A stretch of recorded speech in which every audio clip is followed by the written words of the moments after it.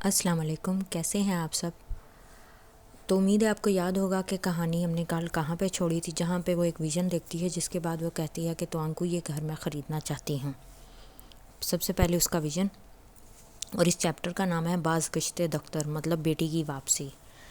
اس نے دیکھا بھوری لکڑی سے بنا 2 منزلہ گھر ہے، تازہ بے روغن لکڑی، مخروطی چھتیں، اوپر بالکنیاں ہیں، اندر ایک کھلا سا صحن ہے، ایک طرف کنواں ہے، بلائی منزل کے کمروں کی پچھلی کھڑکیاں صحن میں کھلتی دکھائی دے رہی ہیں۔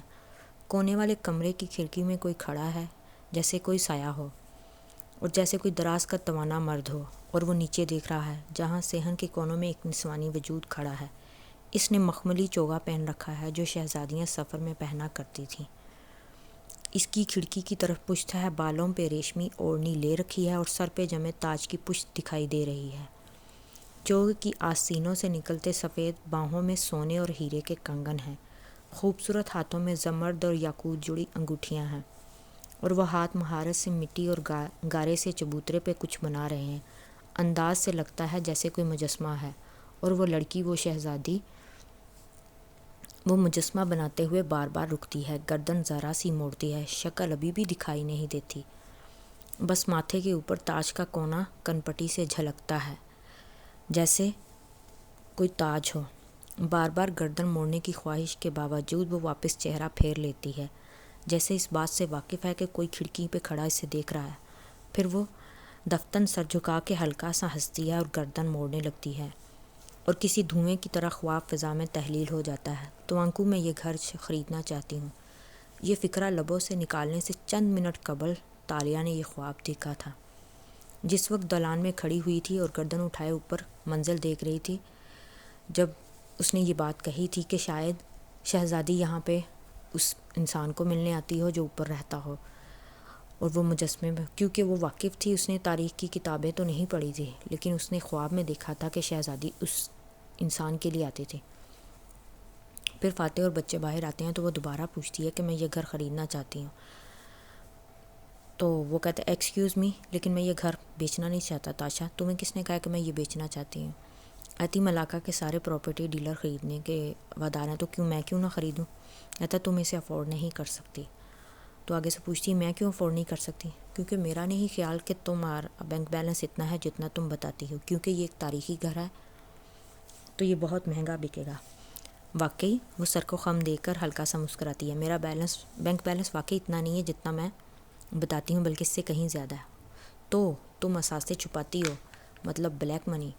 اس کا مطلب ہے تم میری حکومت میں سب سے پہلے جیل میں جاؤ گی۔ تالیہ اسے دیکھ کے حیران ہو جاتی ہے اور وہ اندر چلا جاتا ہے۔ اسرا اسے کہتی ہے وہ مذاق کر رہا تھا۔ وہ بھی مسکراتی ہے اور کہتی وان فاتح کے ساتھ زندگی گزارنا بھی ایک آرٹ ہے۔ اسرا کہتی ہے وہ بہت اچھا باپ، شوہر اور سیاست دان ہے، خدا کرے وہ اتنا ہی اچھا میزبان بھی ہو۔ تبھی تالیہ کا فون بجتا ہے تو دیکھتی ہے ایڈم کا نام ہوتا ہے، تو وہ ایکسکیوز می کہہ کے نا باہر آ جاتی ہے اور بات کرنے لگتی ہے، جس میں وہ کہتا ہے کہ کیا ہم مل سکتے ہیں؟ کہتی ہاں، مگر شام کو، میں ابھی گھر پہ نہیں ہوں۔ کہتا میں جانتا ہوں آپ ملاقہ میں بھی وہیں ہوں۔ کہتی تم میرے جاسوسی کر رہے ہو؟ کہتا کیوں؟ آپ مجھ سے ملنا نہیں چاہتی؟ آپ کو وہ سکہ نہیں چاہیے؟ خزانہ ملاقہ میں ہی ہے نا؟ تالیہ ایک دم سے حیران ہو جاتی ہے، تمہیں کیسے پتہ؟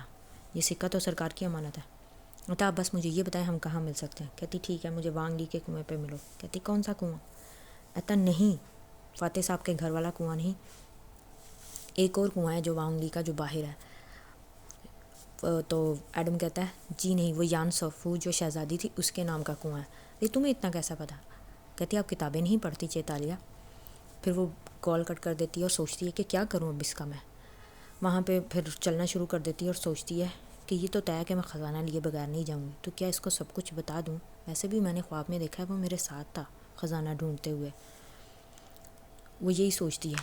ادھر فاتح کھڑکی پہ کھڑا ہوتا ہے اور اسرا اس کے پاس آتی ہے، کہتی ہے کہ دوپہر ہونے والی، اب ہمیں نکلنا چاہیے، بچوں کو بھوک لگی ہوگی۔ کہتا میں کچھ آرڈر کر لوں گا، تم لوگ نکلو، بارش کا بھی موسم ہو رہا ہے، تم لوگ جاؤ یہاں سے، میں رات کو نکلوں گا، میں ابھی تھوڑی دیر اور گزارنا چاہتا ہوں۔ اسرا کہتی تم واقعی ہمارے ساتھ نہیں چل رہے؟ کہتا نہیں، تم لوگ جاؤ، میں بعد میں آ جاؤں گا۔ پھر اسرا بچوں کو لے کے چلی جاتی ہے۔ جب جانے لگتی ہے تو سکندر کہتا ہے ماما ہمیں ڈیڈ کو چھوڑ کے جانا نہیں چاہیے۔ تو اس کی ماں کہتی ہے نہیں بیٹا، وہ 48 سال کے ہیں، وہ کہیں گم نہیں ہو جائیں گے، ہمیں ان کو اسپیس دینی چاہیے۔ سکندر کو پتہ نہیں عجیب سی طبیعت ہو رہی ہوتی ہے، وہ سوچتا ہے کہ پتہ نہیں کیوں، کیا بڑے لوگ کبھی راستہ نہیں بھولتے۔ ادھر تالیہ جو ہوتی ہے نا، وہ اپنا نا بیگ تیار کرتی ہے، جیسے وہ ہمیشہ چوری کرنے سے پہلے تیار کرتی ہوتی تھی، جس میں وہ کچھ گلوز رکھتی ہے، کچھ رسی، ٹیپ، اوزار چند، پانی کی بوتل اور ایک کوکا کولا کا کین، چند چاکلیٹ رکھنے لگتی ہے لیکن چھوڑ دیتی ہے، اور پھر تیز دھار خنجر رکھتی ہے، کچھ ایسی چھوٹی موٹی چیزیں جو واردات کرتی ہے وہ لیتی ہے اور وہاں سے تیار ہو کے نکل آتی ہے۔ پھر اس کا موبائل بھی بجتا ہے کہ ایڈم آ گیا، تو وہ کہتی اس سے بھی ملنا ہی پڑے گا کہ یہ کیا کہتا ہے۔ ادھر فاتح جو ہوتا ہے نا، وہ سمندر کے کنارے نا اکیلا اپنے گھر سے نکل کے آ کے نا کھڑا ہوتا ہے، سوچ رہا ہوتا ہے کہ آج میری بیٹی کو پورے 5 سال ہو گئے ہیں، 5 سال سے اوپر ہو گئے ہیں، اور کوئی بھی نہیں جانتا کہ اس دن آریانہ کے ساتھ کیا ہوا تھا۔ پھر اس کو یاد آتا ہے کہ آج سے کچھ سال پہلے بھی جب وہ یہاں ملاقہ میں آئے تھے تو اس کی بیٹی نے بھی ایسے ہی شہزادی کی باتیں یہ سب کچھ وہ بھی پوچھتی ہے کہ شہزادی نے مجسمہ کیوں بنایا تھا، مطلب اس کو اپنی بیٹی کی کچھ باتیں یاد آتی ہیں، وہ یاد کرتا ہے تو کہتی شہزادی، وہ شہزادی کیوں تھی بابا، میں بھی شہزادی بننا چاہتی ہوں۔ کہتا آپ شہزادی ہو بیٹا؟ کہتی نہیں، وہ تو جب وزیر اعظم ہو تو اس کی بیٹی ہوتی نا، وہ بائی برتھ شہزادی تھی، میں تو نہیں نہ ہوں گی۔ کہتا جب آپ کے پاپا بن جائیں گے تو آپ بھی شہزادی ہو جاؤ گی۔ کہتی لیکن میں بائی برتھ کیوں نہیں ہوں؟ کہ پاپا کہتے بیٹا آپ بھی شہزادی بن جاؤ گی۔ تو تبھی اس کو کچھ اس کے پاس سیاسی پارٹی کے بندے آتے ہیں جو کہتے ہیں کہ آپ جو اس وقت کی صوفیہ رحمان وزیر اعظم ہے، اس کا باپ اس وقت وزیر اعظم ہوتا ہے، ان کے ساتھ مل جائیں تو اچھا ہے، ورنہ آپ کے ساتھ برا ہو سکتا ہے کچھ۔ تو فاتح کہتا ہے میں ان دھمکیوں سے ڈرنے والا نہیں ہوں، اس لیے آپ لوگ یہاں سے چلے جائیں۔ وہ چلا جاتا ہے۔ پھر اگلے دن ہی اپنی بیٹی کو لے کے اور اپنی فیملی کو لے کے وہاں گھومنے گیا ہوتا ہے۔ اسرا بچوں کے ساتھ علیحدہ گھوم رہی ہوتی ہے، یہ صرف آریانہ کو لے کے گھوم رہا ہوتا ہے۔ وہاں پہ بھی آریانہ راستے میں کہتی پاپا مجھے پاپ کارن کھانے ہیں۔ اچھا ٹھیک ہے بیٹا، میں آپ کو پاپ کارن لے دیتا ہوں۔ وہ لے کے نا اپنی پاکٹ میں ڈال دیتی، کہتا بیٹا کھاؤ تو صحیح۔ کہتی نہیں مجھے تھوڑی دیر بعد میں کھانے ہیں، ابھی ہم چلیں گے۔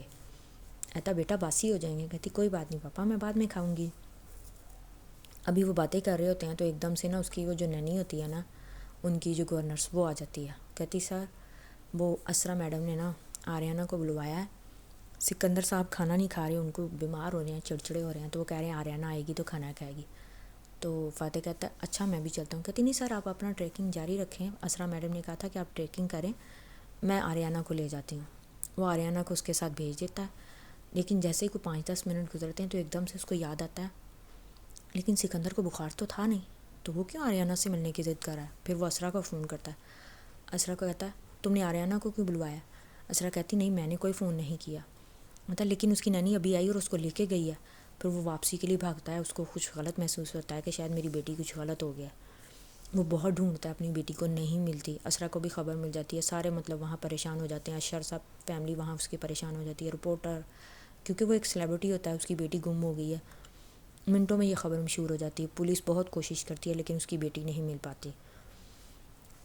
اسرا جو ہوتی ہے ہوٹل لے جاتی ہے بچوں کو، وہاں جا کے رو رہی ہوتی ہے میری بیٹی، سب بہت ڈھونڈ رہے ہوتے ہیں، پولیس والے بھی ڈھونڈ رہے ہوتے ہیں۔ وہاں پہ رات ہو جاتی ہے اس کو ڈھونڈتے ڈھونڈتے اپنی بیٹی کو۔ وہ اسی جگہ پہ وہاں جاتا ہے جہاں سے وہ لے کے گئی تھی، وہاں سے وہ دیکھتا ہے، یاد کرتا ہے کہ وہ کس طرف لے کے گئی تھی، وہ اس طرف کو جانا شروع کرتا ہے۔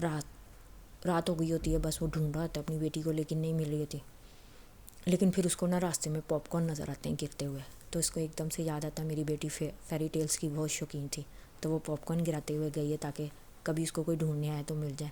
تو کیا اس نے میری بیٹی کو اغوا کرنے کی کوشش کی تھی؟ پھر وہ ان پاپ کارن کا پیچھا کرتا ہوا جاتا ہے، لیکن ایک جگہ پاپ کارن ختم ہو جاتے ہیں اور آگے ایک نہر سی ہوتی ہے، اس کے پاس بیٹھ جاتا ہے اور رونا شروع کر دیتا ہے کہ کہاں گئی آریانہ۔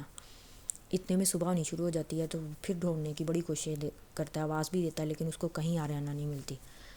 تو ایک جگہ پہ نا ایک پتھر کے نا مطلب اوپر گرا ہوا ہے نا آریانہ کا، ایسا لگتا ہے جیسے کوئی گرا ہوا ہے، پاس جاتا ہے تو وہ آریانہ ہوتی ہے، وہ کہیں اونچائی سے گر کے وہاں پہ مر گئی ہوتی ہے، اور دور دیکھتا ہے تو 2 لوگوں کی بھی لاش ہوتی ہے، ایک اس کی نینی کی اور ایک آدمی کوئی ساتھ ہوتا ہے۔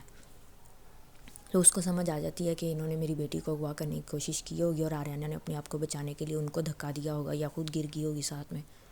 وہ دیکھتا ہے کہ آریانہ کا چہرہ بالکل محفوظ ہوتا ہے، لیکن اس کی باڈی جو ہوتی ہے نا وہ بالکل ایک پچک گئی ہوتی ہے۔ اس کو بہت افسوس ہوتا ہے کہ میری بیٹی کا اتنا برا انجام، یہ سیاست مجھ سے میری بیٹی لے گئی۔ وہ چاہتا ہوتا ہے کہ میں کسی کو نہ بتاؤں کہ میری بیٹی کے ساتھ کیا ہوا ہے، کیونکہ وہ اپنی بیٹی کی موت کو کیش نہیں کرنا چاہتا ہوتا۔ وہ پکڑتا ہے اپنی بیٹی کو، اپنی شرٹ اتارتا ہے اوپر سے، کیونکہ اس نے نیچے ٹی شرٹ بھی پہنی ہوتی ہے، اوپر سے شرٹ اتارتا ہے اس میں اپنی بیٹی کا، کیونکہ اس کی بیٹی کا جسم کے چہرے کے علاوہ باقی سارا جسم اس کی بیٹی کا بہت بری حالت میں ہوتا ہے۔ تو وہ یہ بھی چاہتا ہوتا ہے کہ اسرا اس حالت میں نہ دیکھے۔ وہ وہیں پہ مٹی کھودتا ہے، اس کو دفناتا ہے، وضو کر کے اس کا جنازہ پڑھتا ہے، اور بعد میں اتنا بیٹھ کے روتا ہے، اتنا روتا ہے، پھر واپس ہوٹل آ جاتا ہے۔ اور ہوٹل آتا ہے تو وہ اس سے پوچھتی ہے اسرا آریانہ، کہتا پتہ نہیں کہ ابھی تک تو نہیں ملی، لیکن ہو سکتا ہے وہ کہیں ایسی جگہ کسی ایسے لوگوں کو مل جائے جہاں پر وہ خوش ہو۔ تو پھر 3-4 دن اسی طرح افسوس میں گزر جاتے ہیں۔ وہ بات اسرا بھی روز روتی ہے کہ میں کیا کروں، کہتا اب ہمیں مضبوط ہونا پڑے گا، میں نے اپنی بیٹی کھو لی ہے۔ پھر وہ پولیس والوں کو بلاتا ہے، کہتا ہے مجھے کوئی کمپلین نہیں کرانی کسی کے خلاف، مجھے نہیں پتہ میری بیٹی کہاں گئی۔ یہاں پہ فاتح یہ سچ ساری دنیا سے چھپا جاتا ہے کہ آریانہ اس دن مر گئی تھی۔ اسرا کو بھی نہیں یہ بات بتاتا، اور کہتا میں کل سے اپنا کام واپس شروع کروں، اس سیاست نے مجھ سے میری بیٹی لی ہے، اب میں پیچھے نہیں ہٹ سکتا، میں نے اس ملک کے لیے اپنی بیٹی کو کھویا ہے، تو مجھے یہ اپنا کام جاری رکھنا پڑے گا۔ پھر وہ اس کو بلاتا ہے، ساتھ میں اسرا کو بلاتا ہے، دونوں انٹرویو دیتے ہیں، سارے لوگ بہت لائم لائٹ میں کچھ دن رہتے ہیں۔ اس سے اس کو یہ بات یاد آ جاتی ہے، تو وہ اس وقت بیٹھا یہیں پہ اس کا وہ نا اتنے سالوں کا سفر، جو کہ بیٹی کہاں گئی کسی کو جو اس نے بتائی نہیں ہوتی، بس یاد کر رہا تھا۔ جانے لگتا ہے تو وہاں پہ کچھ ایک لڑکا لڑکی آتے ہیں، اس کو دیکھ کے بڑے خوش ہوتے ہیں کہ سیاستدان سامنے بیٹھا ہے۔ وہ ان کے ساتھ سیلفی لیتا ہے اور اپنے گھر میں واپس آ جاتا ہے۔ ادھر جو ہے نا تالیہ جو ہے نا اس سے پاس ایڈم سے ملتی ہے، کہتی تم کیا کر رہے ہو ادھر، میرا پیچھا کرتے ہوئے آئے ہو؟ کہتا ہاں، آپ کو سکہ چاہیے نا؟ کہتی مجھے سکہ دو، میں تمہیں سرکار سے بونس دلوا دوں۔ کہتا نہیں، آپ کوئی پولیس افسر نہیں، مجھے سچ بتا دیں، میں آپ کی بات مان لوں گا۔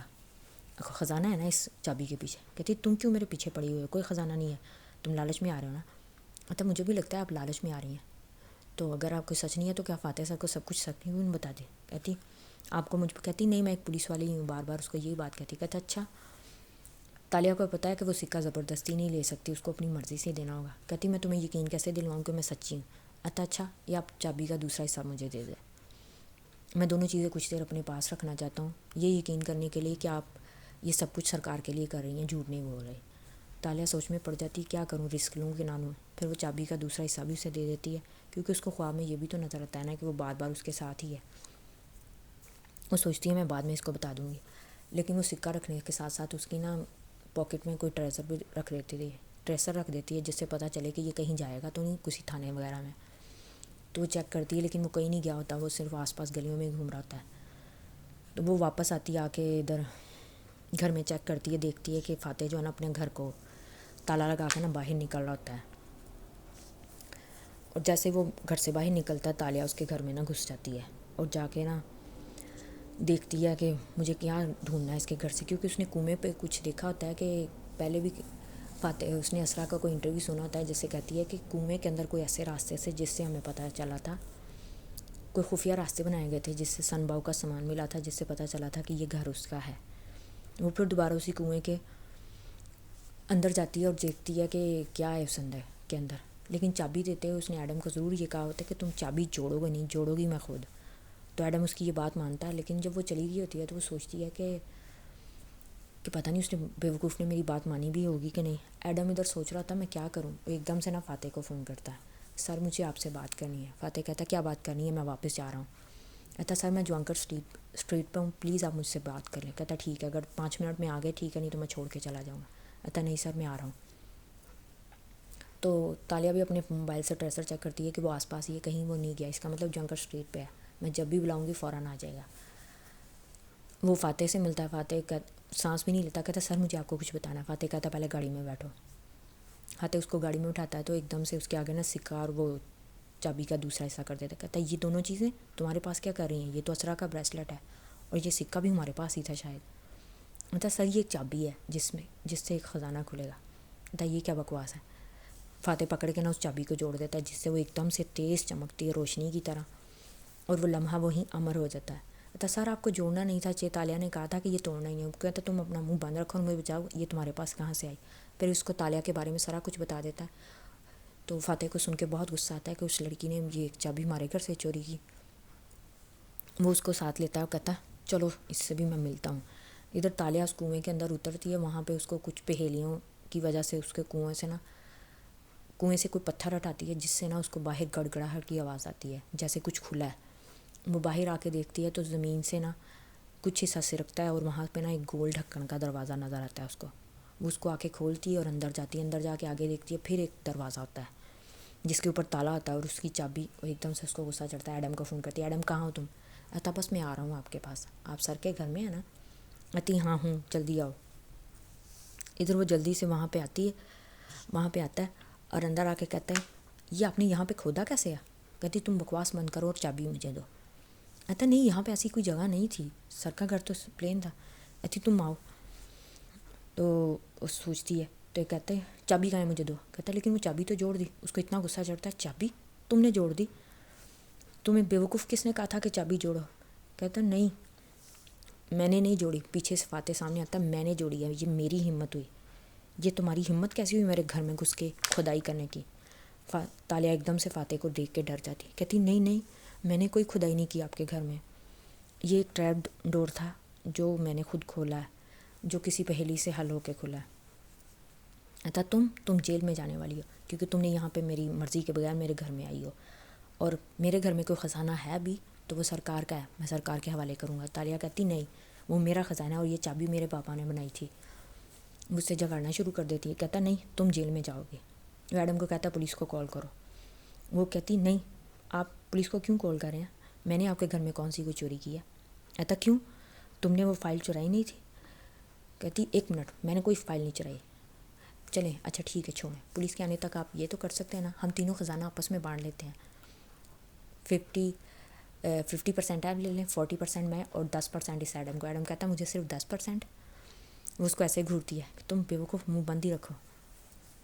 اور فاتح کہتا ہے کوئی خزانہ نہیں بٹ رہا یہاں پہ، میں پولیس کو کال کر رہا ہوں، پولیس تمہیں پکڑے گی اور تم جیل ہی جاؤ گی۔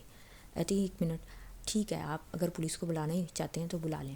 اتنے میں ایڈم پولیس کو کال کر دیتا ہے اور یہی بتاتا ہے کہ بس یہاں فاتح سر کے گھر میں نا کچھ اور غصہ آیا، ملاقہ والے گھر میں، تو آ جائیں۔ وہ فون بند کر کے پیچھے آتا ہے تو کہتا ہے اب کیا کرنا ہے سر؟ ادھر تالیہ اس کو کنونس کر لیتی ہے کہ آپ پلیز تھوڑی دیر کے لیے بس مجھے کھول کے خزانہ دیکھ ہی لینے دیں۔ فاتح کہتا ہے تم لمبے عرصے کے لیے جیل جا رہی ہو اور کچھ نہیں۔ کہتی جو حکم تم کو، بس ہو سکتا ہے آپ کا بھی خزانہ دیکھ کے موڈ بدل جائے، آپ کو بھی تو پیسوں کی ضرورت ہے نا۔ کہتا مجھے ایسا کوئی لالچ نہیں آنے والا، نہ مجھے خزانے کی ضرورت ہے۔ کہتی نہیں ہو سکتا ہے، چلے۔ کہتا لاؤ پھر میں خود کھولوں گا اس کو۔ پھر وہ اس کو کھولتا ہے تالے سے اس کو اور اندر آتا ہے، اور اس کے پیچھے ہی تالیہ بھی آتی ہے، اور ایڈم کو مجبوری میں اندر آنا ہی پڑتا ہے کیونکہ وہ جیسے ہی ایڈم اندر آتا ہے پیچھے سے وہ دروازہ بند ہو جاتا ہے، اور جیسے ہی دروازہ بند ہوتا ہے تو وہ چلنا شروع کر دیتے ہیں۔ تو فاتح اس کو غصے میں کہتا ہے کہاں ہے تمہارا خزانہ؟ تو ایڈم اس کو کہتا ہے سر ہمیں پولیس کا انتظار کرنا چاہیے، لیکن وہ دونوں چل رہے ہوتے ہیں تو اس کو ان کے پیچھے چلنا تھا۔ وہ پیچھے مڑ کے دیکھتا ہے دروازہ بند ہو گیا تھا۔ سر دروازہ بند ہو گیا۔ ایتا تم جو ہوگا نا دیکھا جائے گا، چلو آگے۔ تو تالیہ کہتی نہیں میرے خواب جھوٹے نہیں ہو سکتے، خزانہ ہونا چاہیے تھا، لیکن وہ جس جگہ آتے ہیں وہ ایسی جگہ ہوتی ہے جیسے نا پانی ہے، اوپر چھت سے بھی پانی ٹپک رہا ہے۔ تو تالیہ ایک دم سے کہتی پانی چل رہا ہے، یہ سب کیا ہے؟ اسے وحشت سی ہوتی ہے کیونکہ اس کے پیر پانی میں ڈوب چکے تھے اور وہ جی پانی تھا، مجھے لگتا تھا وائبریٹ کر رہا ہے دھیرے دھیرے۔ اوپر چھت سے بھی وہ دیکھتی ہے پانی ٹپک رہا ہوتا ہے اور ایسے لگتا ہے جیسے کسی غار میں یا سرنگ میں ہے وہ۔ تالیہ کو لگتا ہے کہ جیسے کچھ غلط ہو گیا، مگر نہیں، وہ ہار نہیں مانے گی، خزانہ ہوگا کسی محفوظ جگہ پہ۔ تو کہاں ہے تمہارا خزانہ تاشا صاحبہ؟ فاتح جو سب سے آگے تھا اور پانی برسنے کے باوجود آرام سے چلتا جا رہا تھا ایک دم سے غصے میں بولا۔ تالیہ نے جواب دیا نہیں کچھ ہوگا۔ ایک دم سے وہ رک جاتی ہے، پھر اس کو کچھ یاد آتا ہے، دو دریاؤں کا سنگم، برستی بارش۔ وہ آنکھیں پھاڑ پھاڑ کے دیکھتی ہے، وہ تنگ سے دو دریا تھے، زمین گدلی تھی، پیچھے پیر کیچڑ میں لتھڑ گئے تھے، یہی تو اس کا خواب تھا، دو دریاؤں کا سنگم۔ وہ چونک گئی، اپنے پیروں کو دیکھا، وہ پانی اور مٹی سے لتھڑے ہوئے تھے، اس کے خواب علامتی نہیں تھے، وہ مستقبل کا عکس تھے ہو بہو۔ رک کیوں گئی ہو؟ چلو میں تمہارے خزانے والے ڈرامے کا بھی فائنل شو ڈاؤن دیکھنا چاہتا ہوں، آؤ۔ وہ اسے رکتے دیکھ کر سختی سے بولتا ہے تو وہ چلنے لگتی ہے، مگر اس کی حالت عجیب سی ہو رہی تھی۔ اوپر چھت اندھیری ہوتی ہے لیکن آسمان نہیں ہوتا، پانی برس رہا ہوتا ہے، وہ تینوں بھیگتے جا رہے ہوتے ہیں اور چل رہے ہوتے ہیں۔ دوسری راہداری یا دوسرا دریا، ایک طرف کا پانی سوکھنا شروع ہو جاتا ہے تو وہ سارے اس طرف چلنا شروع کر دیتے ہیں۔ آگے پھر ایک لکڑی کا دروازہ نظر آتا ہے، ہو بہو پہلے کے جیسا، لیکن نیا جیسے کسی نے ابھی ابھی بنایا ہو، اور پانی بھی ٹپکنا بند ہو جاتا ہے۔ تمہارا خزانہ تو نہیں آیا ابھی تک، ایک دروازہ اور آ گیا۔ وہ تالا کھولتا ہے اسی چابی سے۔ تالیہ خاموش رہتی ہے، البتہ ایڈم کو بہت بے چینی ہوتی ہے۔ سر ہمیں واپس جانا چاہیے، کیا پتہ آگے تالیہ کے لیے فرار کا کوئی راستہ ہو، ان کے گینگ کے ساتھی ہوں، ان کا انتظار کر رہے ہوں، پلیز ہمیں واپس چلنا چاہیے۔ یہ فی الحال کہیں نہیں جا سکتی، نہ بھاگ سکتی ہے۔ وہ تالے کی زنجیر کھول کے اتارتا ہے اور چابی وہاں پہ تھوڑی سی چمکتی ہے۔ تالیہ کی آنکھیں اس کی چابی کی طرف جاتی ہیں تو دیکھتی ہے اس کے اوپر ہندسے ابھرتے ہیں۔ 863 863 وولجن سے بولتی ہے۔ ایڈم بھی ایک دم سے چونکتا ہے۔ نہیں، اس دن اس پہ کوئی اور ہندسے تھے، 1437 1437 تالیہ ایک دم سے بڑی حیران ہوتی ہے۔ فاتح دروازہ کھولتا ہے اور سامنے سیڑھیاں ہوتی ہیں۔ وہ تینوں اوپر آتے ہیں اور جب وہ ٹیپ ڈور کا ڈھکن اٹھا کے اوپر آتے ہیں تو وہاں وہ حیران ہو جاتی ہے، وہاں پہ دن ہوتا ہے۔ ایک دم سے اس کو کچھ یاد آتا ہے، اتنا دن، وہ بھی رات کے 11 بجے۔ تو آج کے لیے اتنا ہی۔ امید ہے آپ کو کہانی سمجھ میں آئی ہوگی، نہیں سمجھ میں آئی تو please like, subscribe and share my channel. اگر کسی سوال کا جواب پوچھنا ہو تو آپ مجھ سے پوچھ سکتے ہیں۔ تو کیا ہے اس دروازے کے پیچھے، یہ تو اب آپ لوگوں کو نیکسٹ پارٹ میں ہی پتہ چلے گا، کیونکہ یہ ایک سرپرائز ہے آپ سب کے لیے، کیسا کیا تھا اس دروازے کے پیچھے، اور وہاں دن کیوں تھا اور یہاں رات کیوں تھی۔ اس کے لیے تو آپ کو نیکسٹ پارٹ ہی دیکھنا پڑے گا۔ اس پارٹ کے بھی 2 حصے ہو رہے ہیں جو مجھے کرنے پڑے ہیں، کیونکہ میں نے کوشش کی ہے لیکن ایک میں نہیں ہو سکے، بہت لمبے تھے۔ ٹیک کیئر، اللہ حافظ۔